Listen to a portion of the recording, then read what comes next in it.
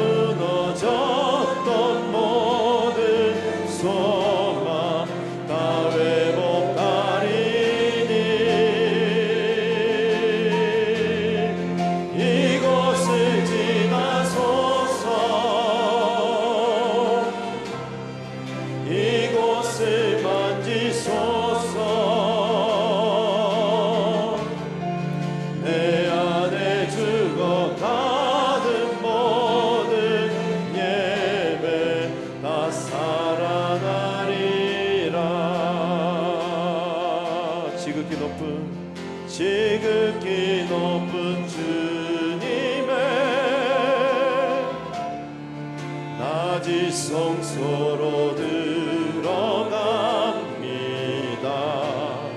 세상의 신을 벗고서 주 보좌 앞에 엎드리리. 내 주를 향한 사랑과 그 신뢰가 싸그러져 갈 때 하늘로부터 이곳에 장막이 덮이네. 이곳을 덮으소서. 이곳을 비추소서. 내 안에 무너졌던 모든 소망 다 회복하리니. 이곳을 지나소서. 이곳을 만지소서. 내 안에 죽어가는 모든 예배 나 살아나리라. 내 안에 죽어가는, 내 안에 죽어가는 모든 예배 나 살아나리라.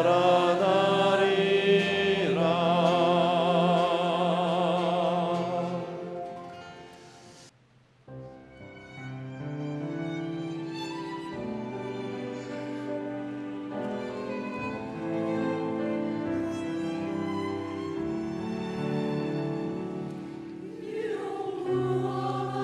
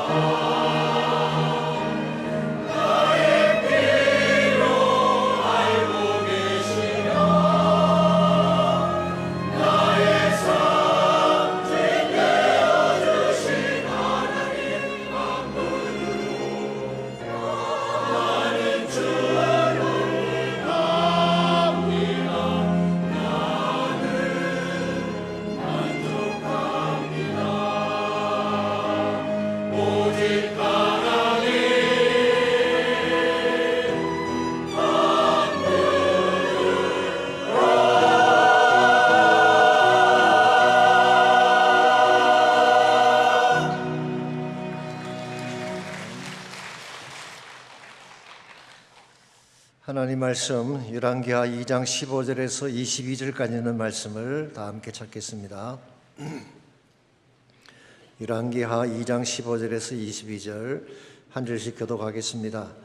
맞은편 이르고 있는 선지자의 제자들이 그를 보며 말하기를 엘리야의 성령이 하시는 역사가 엘리사 위에 머물렀다 하고 가서 그에게로 가 땅에 엎드려 그에게 경배하고 그에게 이르되 당신의 종들에게 용감한 사람 50명이 있으니 청하건대 그들이 가서 당신의 주인을 찾게 하소서. 염려하건대 여호와의 성령이 그를 들고 가다가 어느 산이나 물장에 던지셨을까 하나이다 하니라. 엘리사가 이르되 보내지 말라 하나. 무리가 그러 부끄러워하도록 강청하니 보내라 한지라. 그들이 50명을 보냈더니 사흘 동안을 찾되 발견하지 못하고 엘리사가 여리고에 머무는 중에 그가 그에게 돌아오니 엘리사가 그들에게 이르되 내가 가지 말라고 너희에게 이르지 아니하였느냐 하였더라. 그 성읍 사람들이 엘리사에게 말하되 우리 주인께서 보시는 바와 같이 이 성읍의 위치는 좋으나 물이 나쁨으로 토산이 익지 못하고 떨어지나이다. 엘리사가 이르되 세 그릇에 소금을 담아 내게로 가져오라매 곧 가져오는지라. 엘리사가 물 건너로 나아가서 소금을 그 가운데 던지며 이르되 여호와의 말씀이 내가 이 물을 고쳤으니 이로부터 다시는 죽음이나 열매 맺지 못함이 없을지니라 하셨느니라 하니 그 물이 엘리사가 한 말과 같이 고쳐져서 오늘에 이르렀더라. 아멘. 사람들마다 관심사가 다릅니다. 마음에 품고 사는 가치가 다르기 때문이죠. 예컨대 물질이 가치인 사람은 무엇을 보든지 돈이 될 만한 것을 찾게 됩니다. 멋진 예술 작품을 보아도 그 작품 자체에 감동받기보다는 이거 팔면 얼마나 남을까 돈에 관심을 갖는 것입니다. 음식이 가치인 사람은 어디를 가든지 맛집만 찾아다니죠. 먹는 것이 가장 중요한 가치이기 때문입니다. 명예나 허영심이 가치인 사람은 무엇을 하든지 자신을 드러내는 일에 관심을 쏟습니다. 항상 1등을 해야 하고 자신이 보스가 돼야 만족을 합니다. 대개는 사람일수록 빈수레인 경우가 많긴 합니다만은 소리만 요란하고 말만 많지 내용이 없는 자들 흔히 볼 수 있지 않습니까? 그러나 생명이나 인류애가 가치인 사람은 사람을 살리고 치유하는 데에 관심을 쏟습니다. 세상이 밝아지고 아름다워지는 것이 최대의 관심사이기 때문에 그렇습니다. 저는 이와 같은 것을 건강한 관심사다 그렇게 부르고 싶습니다. 건강한 관심을 가진 자들이 많아야지 이 땅이 밝아지고 공동체가 아름다워지게 되는 것입니다. 여러분 모두가 아시는 것처럼 얼마 전에 코로나 팬데믹이 온 세계를 휩쓸고 가지 않았습니까? 그런데 1990년대 중반에 미국 전역을 공포로 몰아넣었던 것은 폴리오 바이러스라고 하는 것이었습니다. 이 병은 한 번 걸리면 치료가 불가능했습니다. 그리고 살아남는다고 하더라도 일평생 장애자로 살아야 되는 무서운 질병이었습니다. 더구나 이 바이러스는 한 번으로 끝나는 것이 아니라 주기적으로 그것도 10년 이상 1940년대부터 50년대까지 10년 이상 전국을 휩쓸었기 때문에 그 두려움으로 말로 표현할 수가 없었습니다. 이 기간 동안에 죽은 아이들이 사고로 죽은 아이들보다 10배가 더 많았고 어른들 같은 경우는 암으로 죽은 자들보다 이 병으로 죽은 자들이 3배가 많았다고 합니다. 그래서 2차 대전 이후에 핵전쟁 다음으로 미국 사람들이 가장 두려워하는 병이 이 병이었다고 하니 그 두려움의 정도를 짐작할 수가 있을 것입니다. 이런 상황에서 한 명의 병리학자가 나섰습니다. 어떻게 하든 이것을 고칠 수 있는 백신을 찾아내겠다고 실험을 거듭한 것입니다.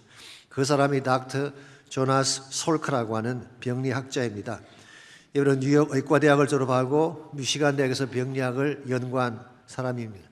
나중에 피츠버그 대학에서 연구실을 가지고 연구를 했습니다마는 각고의 노력 끝에 1955년도에 드디어 폴리오 백신을 개발해 냈습니다.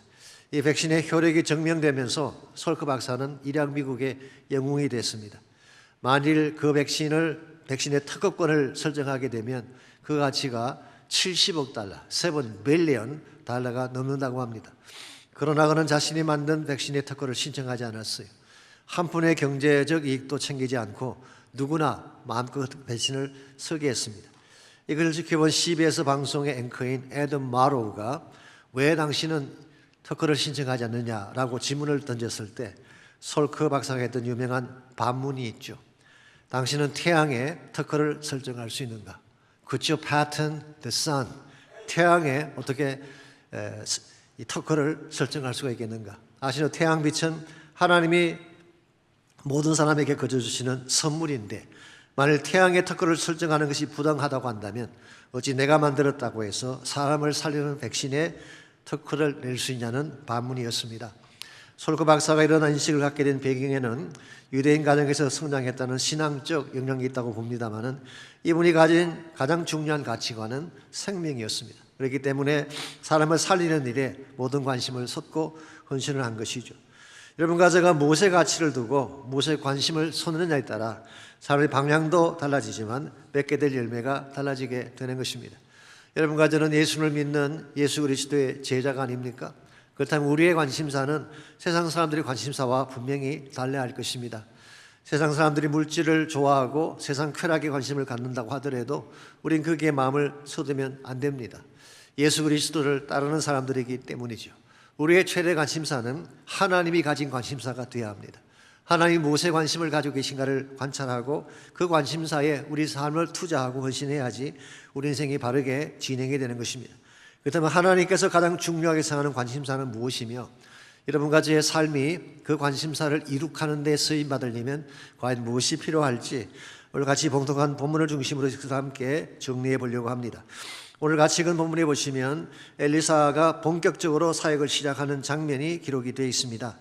지난주에 말씀을 드린 것처럼 엘리야가 회리바람을 타고 성천을 했을 때에 13절과 14절을 보시면은 엘리사가 그가 남기고 갔던 겉옷을 가져와서 그것으로 물을 쳤습니다. 그랬더니 엘리야가 했던 것과 똑같은 기적이 일어났죠.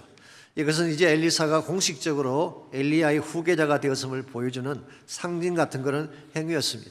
그렇기 때문에 15절을 보시면 이것을 지켜본 제자들이 엘리사에게로 다가와서 땅에 엎드리고 그에게 경배를 했다고 했습니다. 여기 경배를 했다는 말의 뜻은 월십했다는 뜻은 아닙니다. 예의를 표했다, 그렇게 보는 것이 옳을 것입니다. 이제부터 새로운 시대가 시작된 것입니다. 엘리사라고 하는 인물을 중심으로 하나님이 새 시대를 시작하려고 하시는데 뜻밖에도 엘리사의 제자들은 아직은 그게 관심이 없었어요.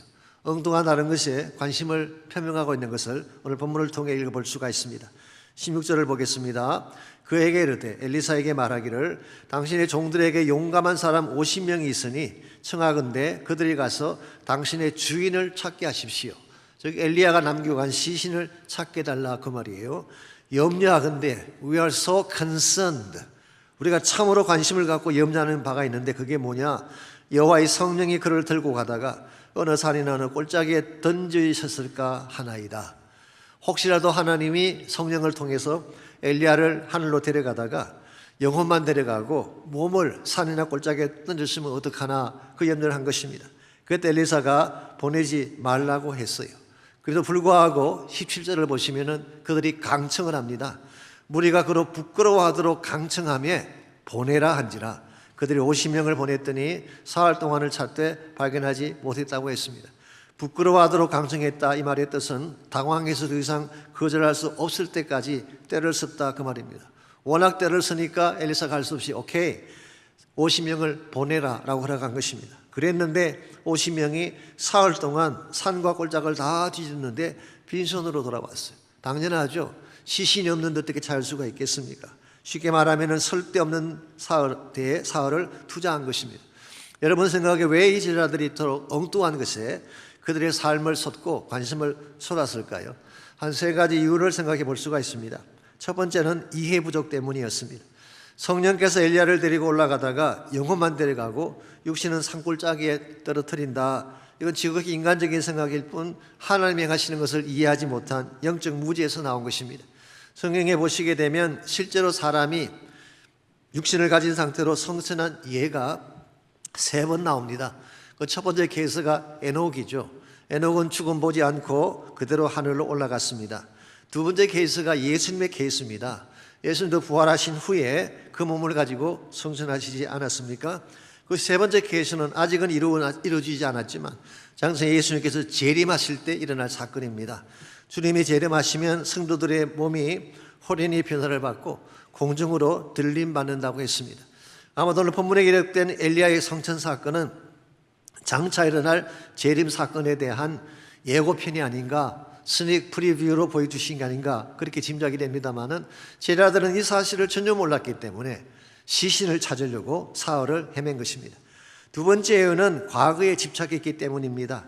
엘리야가 위대한 것은 사실이지만 이제 그의 시대는 끝났어요. 그리고 하나님은 엘리사와 함께 새 시대를 시작하려고 하는데 제자들은 아직도 엘리야에게 관심을 쏟고 그 시체에 관심을 쏟은 것입니다. 세 번째 이유는 하나님의 관심사에 무관심했기 때문입니다. 하나님의 관심사는 사람들을 살리고 회복하는 데 있었습니다. 죽어가는 영혼들에게 생명을 주고 그들을 치유하는 것이 하나님의 관심사였는데 엘리사의 제자들은 그런 데는 관심을 갖지 않고 사흘 동안 시신을 찾는 데에 시간을 보낸 것입니다. 이와 같이 제자들의 관심사는 엘리야가 남긴 시신이었다고 한다면 엘리사의 관심사는 어디에 있었을까요? 19절 말씀에 하면은 엘리사의 관심사는 여리고 성에 살고 있는 사람들에게 있었습니다. 그들이 가진 문제에 관심이 있었고 그들을 치유하는 데에 관심을 쏟은 것입니다. 19절 말씀 이렇게 기록되어 있습니다. 그 성읍 사람들이 엘리사에게 말하되 우리 주인께서 보시는 바와 같이 이 성읍의 위치는 좋으나 물이 나쁨으로 토산이 익지 못하고 떨어집니다. 여리고성은 지난주에 말씀을 드린 것처럼 오아시스에 위치한 도시였기 때문에 풍요로운 도시였죠. 종려나무가 많고 과일나무가 많은 정말 아름다운 곳이었습니다. 그런데 무엇이 문제였나요? 물이 나쁘다는 것입니다. 여기서 물이 나쁘다고 하는 것은 단순히 물맛이 좋지 않다 그런 뜻이 아닙니다. 물에 독소가 섞여 있다는 뜻이에요. poisoned. 어떤 영어 번역은 polluted, 오염되었다 그렇게 번역을 해놓았어요. 이것 때문에 모든 농작물이 떨어지고 가축이 죽게 되고 심지어 사람들까지 죽는 현상이 일어난 것입니다. The Living Bible에 보게 되면 아기를 유산시키는 일이 일어났다 그렇게 번역이 되어 있습니다. 이렇게 되니까 패러다이스처럼 보였던 여리고가 죽음과 질병의 도시가 되고 만 것입니다. 사실 이것이 오늘날 현대인들의 사는 모습과 유사하다고 할 수가 있습니다. 그 모양은 참 화려하고 잘 먹고 잘 사는 것처럼 보이는데 그들의 내면에는 포이전이 있어요. 죄의 상처와 독이 퍼져가고 있는 것입니다. 이것을 치유하지 않고 그냥 살면 다 죽게 되는데 오늘 본문의 엘리사는 여기에 관심을 쏟았어요. 그냥 두면 죽게 될 그 사람들, 치유하지 않으면 도성 전체가 다 망하게 될 그런 상태에 있는데 그들을 어떻게 하든지 치유하고 고치겠다고 하는 것이 엘리사의 관심사였던 것입니다. 사실 하나님의 관심사도 동일합니다. 죄악으로 죽어가는 온 세계 인류들을 다시 살리고 그들에게 생명과 소망을 주려고 하는 것이 하나님의 최대 관심사였죠. 그래서 예수님을 보내신 것입니다. 예수님을 보내셔서 이 땅을 치유하고 고쳐서 하나님 나라로 만들기 위해 예수님을 보내셨는데 개인이건 교회이건 이 하나님의 어젠다에는 관심을 쏟지 아니하고 세상에만 관심을 쏟고 자기 자신의 어젠다에만 집중하게 된다면 하나님의 뜻을 감당할 수가 없는 것입니다. 일반적으로 하나님의 관심사에 무관심한 사람들은요 엉뚱한 것에 관심을 쏟기 마련입니다. 필요 없는 비본질적인 것을 진짜 해야 될 본질은 다 놓치고 비본질적인 것에 목숨을 걸고 그게 관심을 쏟는 분들을 흔히 볼 수가 있죠. 언젠가 제가 소개해드렸던 오른발 교회 이야기 아시죠? 미국의 저 시골에 한 교회가 있었는데요. 그 교회에서는 세족식을 했습니다. 보통 일반 교회에서는 잘 하지 않는 것이죠 말이죠. 그래서 그 담임 목사님이 세족식을 할 때마다 왼쪽 발부터 씻겨주셨어요. 이걸 보던 집사님 한 분이 좀 화가 났습니다. 아니 목사님 이왕 하실 거면 오른발부터 씻겨주셔야지 왜 왼쪽 발부터 씻기십니까? 여러 차례 건의를 했는데도 목사님이 계속 왼발을 먼저 씻겨주시는 것입니다. 여기에 화가 나고 시험이 든 이 집사님이 교인들을 떼어가지고 건너편에 교회 한 개를 세웠어요. 그 교회 이름을 오른발 교회라고 불렀다고 하는 이게 미국에서 일어난 이야기라고 하는데 비본질의 목숨 건 거죠. 한국 이민교회에서도 흔히 볼 수 있습니다. 소고기냐 돼지고기냐 야외 예배 갈 때 소고기 파가 나오고 돼지고기 파가 나와서 교회 갈라지는 경우가 흔히 있지 않습니까? 다 비본질이에요. 소고기면 어떻고 돼지고기면 어때요? 왼발이면 어떻고 오른발이면 어때요? 그건 다 비본질적인 것인데 하나님이 가지신 진짜의 관심을 갖지 아니하니까 사소한 것, 부질없는 것, 아무 가치가 없는 것에 목숨을 거는 것입니다. 여러분과 제가 진실로 건강한 인생을 살기를 원한다면 더 큰 그림 속에서 하나님이 무엇을 하고 계시는가 이렇게 관심을 쏟아야 하는 것입니다. 그리고 하나님이 기뻐하시는 그 일에 우리 삶을 투자해야지 한 번을 살아도 바로 살 수 있게 되고 하나님 영광의 도구로 쓰임받게 되는 것입니다. 그러므로 오늘 우리의 관심사가 과연 어디에 있어야 할까? 하나님의 관심사에 우리 삶의 초점을 맞추고 하나님이 기뻐하시는 치유와 회복을 위해 살리면 과연 무엇이 필요할지, 오늘 본문에 소개된 엘리사의 케이스를 통해서 이 땅의 치유와 회복에 관심을 쏟으려면 꼭 필요한 세 가지 요소를 여러분과 함께 정리해 보려고 합니다. 첫 번째로 이 땅의 치유와 회복에 관심을 쏟으려면 건강한 시각을 가져야 됩니다. 건강한 시각. 건강한 관심사는 건강한 눈에서 시작되는 것입니다. 건강한 눈이라고 하는 것은 사안의 본질을 꿰뚫어 보는 바른 시각을 말하는 것이죠. 19절을 다시 보겠습니다. 여리고에 사는 주민들이 엘리사에게 말하기를 우리 주인께서 보시는 바와 같이 as you can see, 이 본다라고 하는 단어를 썼습니다. 사실 여리고 성을 보는 관점은 다양할 수가 있죠. 예컨대 성의 규모나 외형을 보고 그 성을 평가할 수가 있습니다. 아시는 대로 여리고 성은 난공불락의 성이었잖아요. 원래 천년적으로 견고한 성이었습니다. 그러므로 성의 규모나 외형을 가지고 그 성을 평가할 수가 있겠죠. 혹은 성의 아름다움이나 화려함을 가지고 그 성을 평가할 수 있습니다. 종려나무가 우거진 오아시스였으니까 얼마나 아름다웠겠어요. 혹은 물질적인 부유함이나 사치스러움을 가지고 그 성을 바라볼 수도 있을 것입니다. 돈이 많으니까 얼마나 큰 집을 많이 짓고 사치스럽게 살았겠습니까? 제가 최근에 유튜브를 보니까 한국 강남 지역에 슈퍼 펜트하우스 아파트가 지어진다는 영상이 나와 있었어요. 지상 20층 규모인데 26가구만 들어갈 수 있대. 한 가구당 얼마나 큰 평수를 차지하는지 그 넓은 곳에 26가구만 딱 들어간대요. 천장 높이가 9m, 한강이 보이는 수영장이 있고 주차도 세대당 5대에서 19대까지, 얼마나 고급차들이 많은지 한 집당 5대에서 19대까지 주차할 수 있는 시설. 각 가정마다 매니저가 배당이 되어서 6성급 호텔 서비스를 해준다고 합니다. 가격이 얼마인지 아십니까? 한 채당 300억에서 800억까지 갑니다. 800억짜리 아파트. 여러분 짐작이 되십니까? 대한민국의 상위 0.1%만 들어갈 수 있대요. 이와 같은 큰 집 보면 부러우신가요? 임프레시브해요? maybe 여리고 사람들은 그럴 수 있어요. 여리고에 사는 사람들은 이것이 최상의 가치일지 모르지만 엘리사에게는 아무 관심사가 아닙니다. 엘리사에게 중요한 것은 겉으로 보이는 화려함이 아니라 그 속에 무엇이 있는가였었어요. 아무리 화려하고 부유해 보여도 그 속에 생명이 없다면 그건 죽은 도시인 것입니다. 그래서 엘리사는 그 여리고를 부름의 대상으로 바라본 것이 아니라 치유가 필요한 곳으로, 하나님의 은혜와 치유가 필요한 곳으로 바라보고 그 성을 돕기 위해 사역을 한 것입니다. 오늘 여러분 가족과 인생을 바르게 살려면은 하나님의 관점에서 보는 시각이 있어야 돼요. 하나님께서 무엇에 관심을 갖고 계시는가? 하나님의 마음에 뭐가 있는가? 이걸 가지고 세상을 보아야지 바른 판단을 할 수가 있는 것입니다. 이와 같이 하나님께서 하신 일을 바로 하려면은 영적 눈이 떠져야 되는데 영적 눈이 떠지지 아니하면 하나님께서 무슨 일을 하셔도 깨달을 수가 없는 것입니다.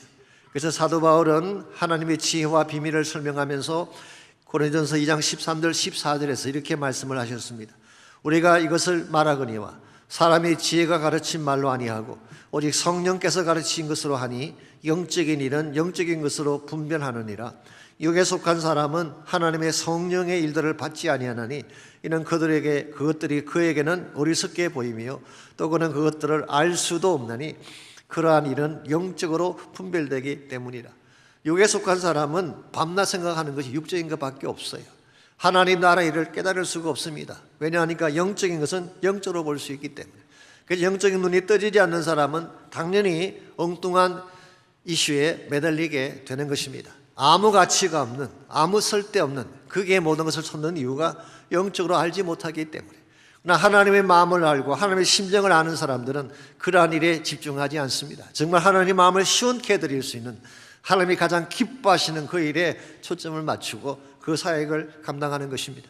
여러분이 잘 아시는 미국의 봉사 중에 빌리 선데이라는 분 혹시 아시나요? 본명이 윌리엄 애슐리 선데이인데요.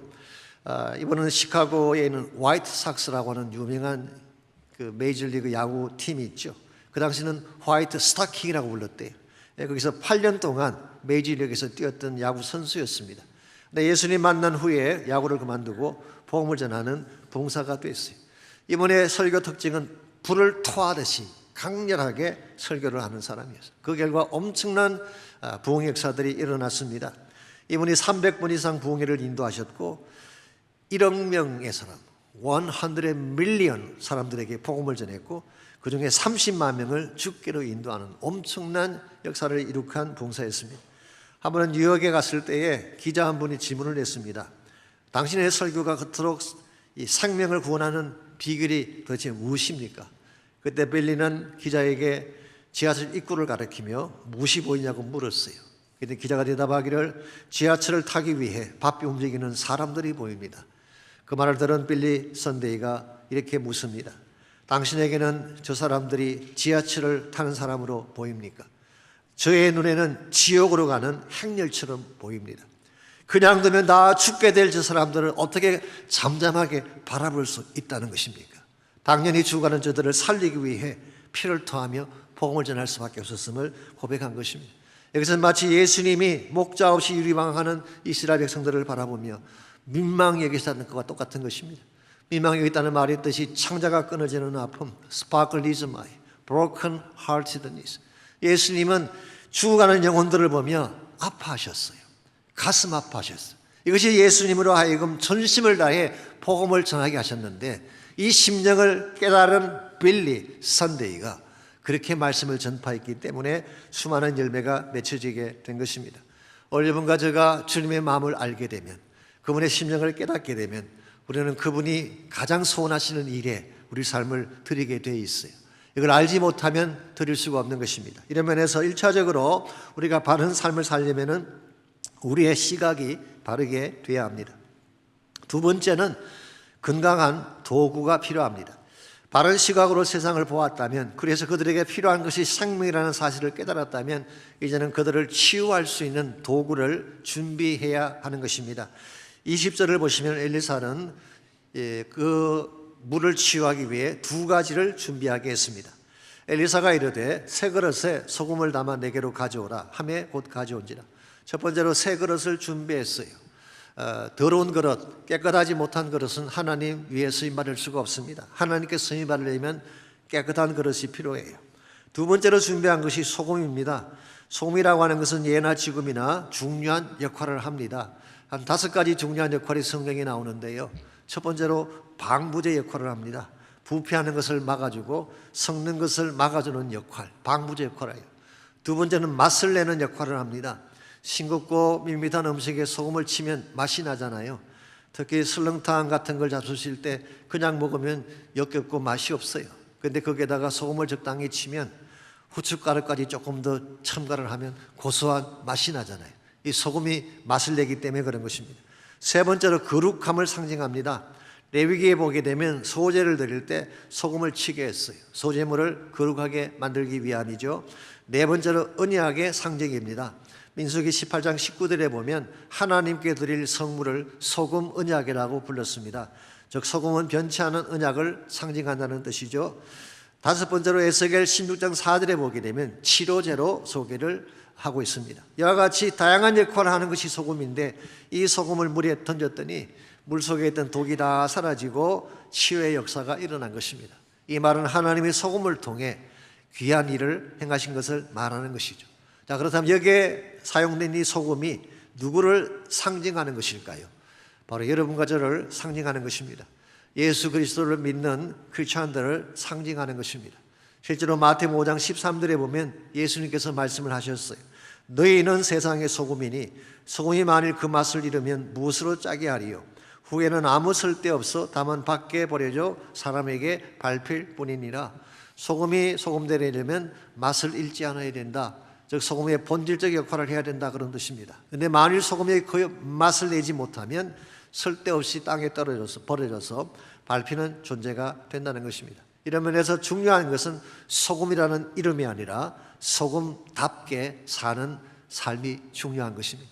교회 안에서건 세상 속에서건 소금이 소금다워질 때 이 땅이 밝아지고 주변에 좋은 열매가 맺히게 되는 것인데, 우리가 소금 역할을 감당 못한다면 우리는 아무 역할도 할 수가 없는 것입니다. 이런 면에서 정말 나는 소금인가? 나의 삶은 방부제 역할을 하는 것인가? 질문할 필요가 있습니다. 아시겠지만 바다라고 하는 것은요, 바다에는 온갖 세상의 더러운 물이 다 들어옵니다. 모든 강물이 다 바다로 들어가지 않습니까? 그러므로 바다는 온 세상의 더러운 물을 다 받아들이는 것이 바다예요. 근데 바닷물은 썩지 않아요. 온갖 더러운 것들, 잡다한 것들을 다 받아들이는데 왜 바닷물은 썩지 않을까요? 이유는 심플하죠. 바닷물에는 소금이 있기 때문에 그래요. 일반적으로 평균적으로 바닷물에는 3.5%의 소금이 들어있다고 합니다. 3.5%의 소금을 가지고 그 큰 바다를 부패하지 않도록 막아주는 게 경이롭지 않습니까? 오늘 한국의 크리스천 인구가 한 15%, 옛날에 20% 그래 좀 줄여서 15%, maybe 10%를 까라고 하더라도 15%를 가지고도 한국 사회를 변화시키지 못하고 있잖아요. 한국 사회가 부패하고 타락하는 이유는 여러분과 제가 소금이 되지 못하기 때문에 3.5%의 양을 가지고도 그 큰 바다의 부패를 막는 것이 소금인데 우리는 10%, 15%의 크리스찬 인구를 가지고도 이 땅을 전혀 변화시키지 못합니다. 여러분과 제가 정말 소금인가 우리는 확인할 필요가 있어요. 우리는 가끔 소금 역할을 하기보다도 누룩의 역할을 할 때가 더 많이 있죠. 소금은 악한 것을 막는 것입니다. 죄악을 막는 것입니다. 타락하고 부패하고 부정적인 것을 막는 것인데 오히려 반대로 누룩이 되어서 악을 퍼뜨리는 일을 하고 있다면 이건 크리스찬으로서의 바른 자세라고 할 수가 없습니다. 제가 언젠가 애나하임에 가시면 킨드렛 커뮤니티 처치라고 하는 유명한 교회가 있습니다. 그 교회 담임 목사님이 필립 더 콧이라고 하는, 여러분이 매일 아침 FM 99.5에 가시면 그분의 설교를 들을 수가 있습니다. 한 번은 설교를 듣는 중에 그분이 이런 말씀하신 걸 들은 적이 있어요. The problem is not the wicked neighbors. 참된 문제의 본질은 사악한 이웃이 아니다. The problem is sinning brothers. 죄를 짓는 교회 안에 있는 크리스찬 형제들이다. 그런 말을 한 적이 있어요. 우리는 흔히 교회 바깥이 잘못되어져서 문제가 있다고 생각하는데, 세상이 더러워서 타락한다고 생각하는데, 그분은 그렇게 말하고 있지 않습니다. The problem is not wicked neighbors, but sinning brothers. 교회 바깥 사람들이 문제가 아니라 자칭 크리스찬들, 경건한 척하며 하나님을 예배하는 척하며 홀로 어려운 척하며 사는 교회 안에 형제들이 오히려 상처를 안겨주기도 하고 공동체를 파괴시키기도 하고, 이게 대단히 심각한 지적이 아닐 수가 없습니다.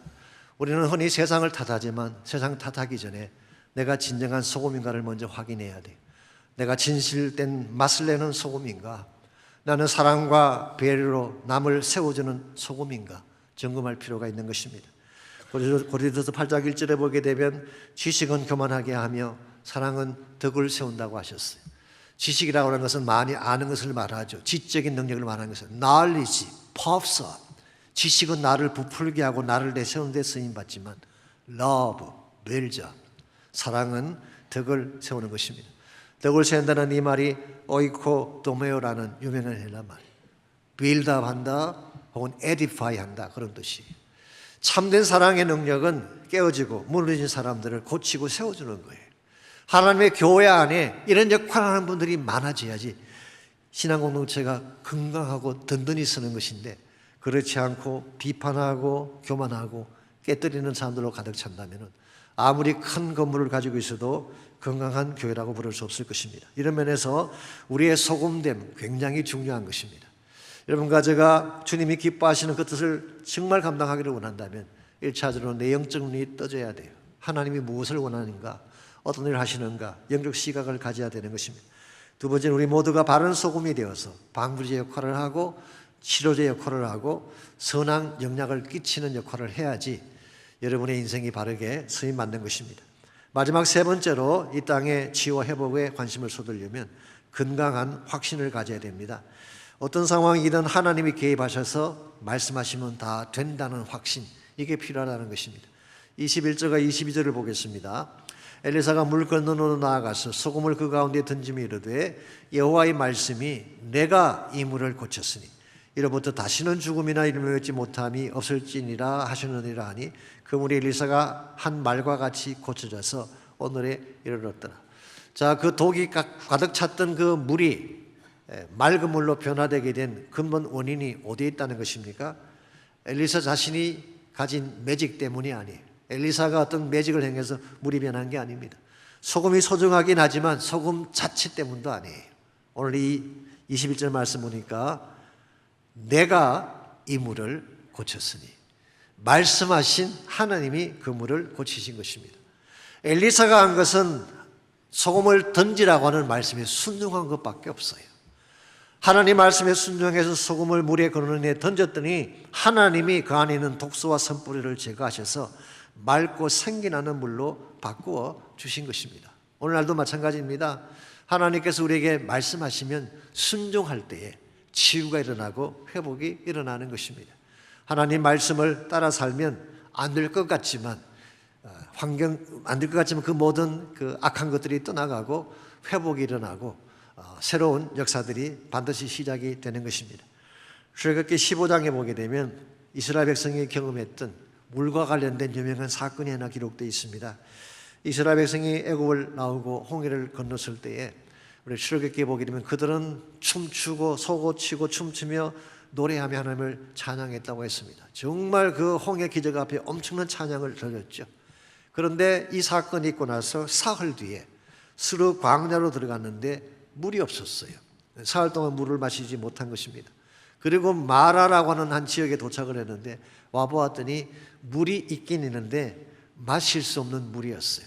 그 물이 서서 마실 수 없다고 했는데 아마도 썩었든지 아니면 포이즌된 물이었을 가능성이 많습니다. 그래서 그들은 그곳 이름을 마라라고 불렀죠. 비르니스, 서다 그런 뜻입니다. 자, 이와 같은 선물 앞에서 백성들이 보였던 반응이 무엇이었나요? 모세와 아론을 원망하며 되어든 것입니다. 우리는 여기서 발견할 수 있는 프랙티컬한 교훈 두 가지를 픽업해 볼 수가 있습니다. 첫 번째는 이것입니다. 인간은 가변적인 존재라는 사실. 불과 사흘 전에 그렇게 찬양하던 사람이 사흘 뒤에 원망을 쏟아붓는 비르니스를 가진 인간이 되는 것. 여러분, 이걸 너무 특별하게 생각하지 마십시오. 원래 이게 인간의 본질이에요. 잘 변하는 것입니다. 여러분, 목회를 하시든 사역을 하시든 이 사실을 알고 하셔야지 상처받지 않을 수가 있어요. 이럴 수가 있나? 그럴 필요 없어요. 원래 그런 거예요. 가변적인 존재인 것입니다. 사흘 만에 변할 수 있어요. 두 번째 교훈은 물의 양이 중요한 것이 아니라 물의 질이 중요하다는 거예요. 아무리 많은 양의 물이 있으면 뭐합니까? 마실 수 없다면 아무 의미가 없죠. 아무리 양이 많아도 그 안에 생명이 없다면 가치가 없는 것입니다. 오늘 현대인들의 가치관은 물량적입니다. 큰 것, 많은 돈, 큰 집을 좋아하지만 중요한 것은 그 안에 생명이 있느냐라고 하는 것입니다. 이와 같이 물은 많은데, 양은 많은데 그 물이 독소가 있어서 먹지 못하게 되었을 때 백성들은 원망하고 불평을 했지만 하나님께서는 어떻게 하셨나요? 모세에게 명령하셨습니다. 한 나뭇가지를 그 물에 던지라라고 했어요. 사실 이스라엘 민족 전체가 먹을 물이라면 엄청난 양의 물일 텐데 그게 작은 나뭇가지 한 개, 그게 무슨 큰 역할을 할 수가 있겠습니까? 그런데요, 모세가 순종해서 나뭇가지를 던지는 순간 그 스디슨 마라의 물이 스윗한 단물로 변하게 된 것입니다. 그러고 나서 출애굽기 15장 26절에서 이렇게 말씀하셨어요. 이르시되 너희가 너희 하나님 나 여호와의 말을 들어 순종하고 내가 보기에 의를 행하며 내 계명에 귀를 기울이며 내 모든 규례를 지키면, 즉 말씀 따라 순종하면 그 말입니다. 내가 애굽 사람에게 내린 모든 질병 중 하나도 너에게 내리지 아니하리니 나는 너희를 치료하는 여호와임이라. 여기서 나온 유명한 단어가 있죠. 여호와 라파라는 단어가 여기에서 나왔습니다. 하나님 말씀을 순종하기만 하면, 내 말대로 순종하기만 하면 치유하고 회복을 주겠다는 약속이에요. 여러분 모두가 짐작하시겠지만 여기에 던진 나뭇가지는 무엇을 예표하는 것일까요? 장차 오실 예수 그리스도의 십자가를 예표하는 것입니다. 하나님 예수님 이 땅에 보내셔서 죽게 하시고 십자가를 지게 하셔서 이 십자가라는 나무는 온 인류가 짊어지고 있는 죄악을 치유하기 위한 나무예요. 어떠한 독소, 어떠한 포이즌, 어떠한 죄악이든 이 십자가가 들어가기만 하면 그 모든 죄악의 독소들이 다 사라지고 깨끗한 물, 단물로 변화시키기 위해 하나님께서 예수님을 이 땅에 보내신 것입니다. 그러므로 여러분과 저의 삶 가운데 혹시라도 마라의 선물 같은 고통의 상황이 있다면, 혹시 우리의 마음 중심에 아직도 해소되지 않은 비련이시나 선물이 남아 있다면, 여러분이 그것을 그냥 안고 계시면 안 돼요. 안고 계시면 그 독의 여러분을 죽게 하는 것입니다. 마음에 있는 상처나 선뿌리는 반드시 처리해야 돼요. 처리할 수 있는 방법은 하나밖에 없습니다. 십자가 보혈밖에 그 해답이 없는 것입니다. 제가 언젠가 새벽 기도회 때 한번 소개해드린 이야기입니다만, 한국에 있던 목사님이 개척 당시 겪었던 실화 하나를 소개해 주셨어요. 그분이 교회를 개척하고 한 교회는 한 20명 정도 모였을 텐데요. 지금은 어마어마하게 큰 교회가 됐습니다만, 한 가족이 목사님에게 부탁을 했어요. 자기 아들이 병원에 입원해 있는데 한 번만 신방을 해주지 않겠는가. 이 청년은 연세대학교를 나오고 좋은 직장을 다니던 사람이었습니다. 그런데 어깨에 무슨 종기 같은 것이 생겨서 병원에 입원을 했어요. 근데 의사가 수술을 하려고 열어보니까 사실은 암 말기였습니다. 이미 몸 안에 암이 다 퍼져 있어서 손도 못 대고 그냥 닫고 만 것입니다. 그러나 본인에게는 그냥 종기를 떼어냈다고만 말했어요. 요즘도 그렇게 하는지 모르지만 그 당시에는 환자들에게 보통 암에 걸려도 직접 이야기를 하지 않죠. 근데 가족들은 그 사실을 알고 있기 때문에 그 목사님에게 신방을 요청한 것입니다. 그래서 목사님께서 그 병실에 들어갔더니요, 이 청년이 목사님을 앞에 두고 자신의 자랑을 장황하게 늘어놓는데 굉장해요. 엄청난 포부를 이야기하고 앞날의 계획에 대한 이야기를 하고 미래에 대한 비전을 이야기하는데 정말 찬란했습니다. 곧 좋은 자매를 만나서 결혼을 할 것이라고까지 이야기했어요. 장밋빛 꿈으로 가득 찬 그런 청년이었습니다. 이 말을 다 들으신 목사님께서 그 청년에게 복음을 전했습니다. 자, 그랬더니 복음을 받았을까요? 아닙니다. 고개를 설레설레 흔들며 이렇게 말합니다. 목사님, 그런 건 나중에 해도 됩니다. 이 젊은 나이에 지금부터 교회에 몸담고 응매고 싶지 않습니다. 한 50이 넘으면 그때 가서 제가 한번 생각해 보겠습니다. 여러분, 지금 몸 안에는 죽음의 독소가 퍼져가고 있는데 50세 이후에 자기 플랜을 이야기하고 있습니다. 얼마나 미련한 인생입니까? 이 사실에도 불구하고 목사님께서 매주 신방을 가셨어요. 갈 때마다 그 청년의 대답은 I'm okay, 나는 괜찮다는 것입니다. 여러분, 과연 몸 안에 암의 독이 퍼져가고 있는데 오케이일까요? 나중에 가서 이분이 몸이 악화되어지고 질병이 심각하다는 걸 안 후에 비로소 마음의 문을 열고 예수님을 영접하긴 했습니다마는 한 가지 아쉬운 점이 이것입니다. 진작 마음의 문을 열고 자기 심령 가운데 있는 죄를 토해내고 상처의 부위를 십자가 앞에 가져갔더라면 얼마나 좋았을까라는 아쉬움이 남는 스토리였습니다. 여러분, 완벽하게 I am okay로 살 수 있는 인생은 한 명도 없습니다. 누구에게나 아픔이 있고 문제가 있어요. 여리고성처럼 성읍은 아름답지만 생명의 근원이 말라버려서 고통 가운데 사는 사람들이 생각보다 많이 있습니다. 이런 인생에게 필요한 것은 마라의 선물을 단물로 바꿔주실 예수 그리스도십니다. 여러분 가운데 혹시라도 아직 주님 만나지 못한 분이 계신다면, 아직도 마라의 선물을 가슴에 안고 신음과 고통 속에 사는 분이 혹시 계신다면, 이 시간이 말씀을 듣고 마음의 문을 열고 예수님께로 나오는 시간이 있기를 바랍니다. 여러분, 하나님은 멀리 계시지 않습니다. 지금 여러분 곁에 와 계세요. 그리고 하나님은 우리에게 무관심하신 분이 아니라 우리의 눈물과 고통을 아시는 분입니다. 그분은 나의 깨어진 가슴을 개소하시고 나의 눈물을 그분의 잔에 담으시고 나를 치유하시고 고치시는 분이 바로 하나님이십니다. 그러므로 어떤 일이 있더라도 하나님 만나시고 하나님께로 나오는 시간이 있기를 바랍니다. 믿음으로 선포하며 주의 이름을 붙들고 기도하시기 바랍니다. 그분이 반드시 고치고 치유해 주실 것입니다. 주를 찬양, 나의 소망 그 한 가지, 헤매는 내 삶을 헤아리는 주님, 주 예배하는 삶 나 살기 원하네. 다시 한번 고백합니다. 주를 찬양 주를 찬양 나의 소망 그 한 가지 헤매던 내 삶을 헤아리는 주님 주 예배하는 삶 나 살기 원하네 나의 깨어진 마음을 예수하시는 주 내 눈물 주의 잔에 담으소서 주를 의지함으로 두려워하느니 주님만 찬양합니다. 우리 다 일어나셔서 다시 한번 고백합니다. 주를 찬양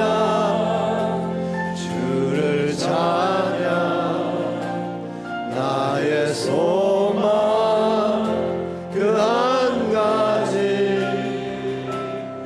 세상의 대왕에 대하는 주님 주 예배하는 삶 나 살기 원하네 주를 찬양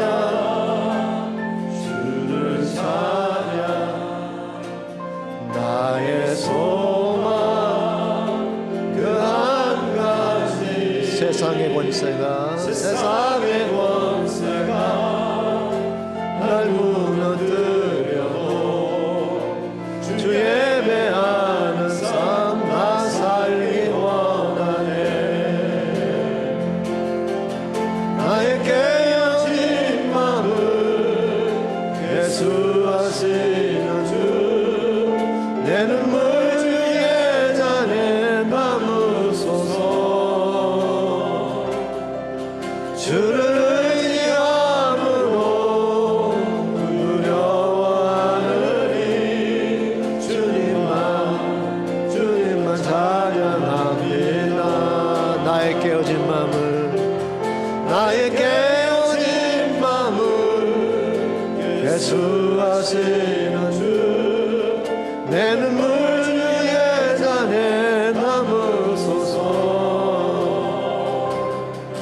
주를 의지함으로 두려워하느니 주님만 찬양합니다. 하나님 감사합니다. 나의 깨어진 마음을 계수하시고 나의 눈물을 주님의 잔에 담으셔서 나와 함께 우시며 나를 도와주시며 위로해 주시며 치료해 주시는 그 하나님이 나의 하나님 되심을 감사합니다.